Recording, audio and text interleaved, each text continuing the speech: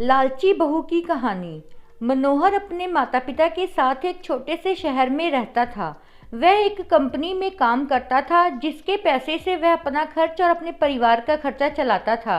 कुछ वर्ष बाद मनोहर की शादी हो जाती है। उसकी पत्नी का नाम रिया था। रिया एक बहुत ही लालची किस्म की औरत थी। रिया को जब भी पैसे मिलते थे तो वह तरह तरह के कपड़े और गहने खरीद लेती थी। वह जब भी किसी समारोह में जाती थी तो हमेशा नए नए कपड़े और गहने पहनकर जाना चाहती थी। जब उसके पास नए कपड़े और नए गहने नहीं रहते थे तब वह अपने पति मनोहर से जिद करके खरीदवा लेती थी। उसकी लालच से उसका पति भी तंग आ गया था। मनोहर रिया को हमेशा समझाया करता था कि हमारी कमाई उतनी नहीं है कि मैं तुमको हर समारोह में जाने के लिए अलग अलग तरह के कपड़े और गहने खरीद कर लाया करूं। मगर रिया उनकी बातों को मानने के लिए तैयार ही नहीं होती है। एक दिन जब रिया किसी समारोह में गई थी तब उसकी एक सहेली मनीषा उसके घर पर आई।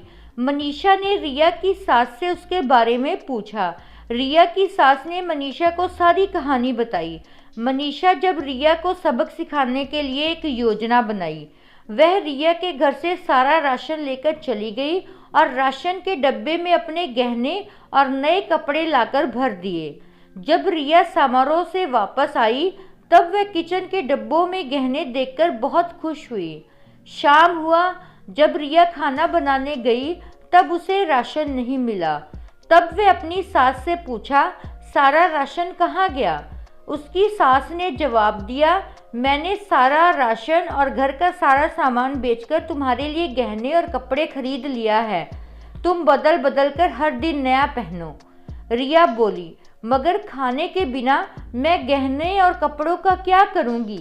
तभी उसकी सहेली मनीषा आई और उसने रिया को सब कुछ बताया कि ये तुमको सबक सिखाने के लिए किया गया था। अब रिया को समझ में आ गया, जीवन जीने के लिए सबसे ज़्यादा जरूरी भोजन होता है, ना कि बदल बदल के गहने और कपड़े पहनना। रिया अब अपने पति की कमाई के अनुसार ही सारा काम करती थी और वह खुशी खुशी रहने लगी। दोस्तों, अगर ये स्टोरी आपको पसंद आई है तो प्लीज़ चैनल को सब्सक्राइब करना ना भूलें। Thank you.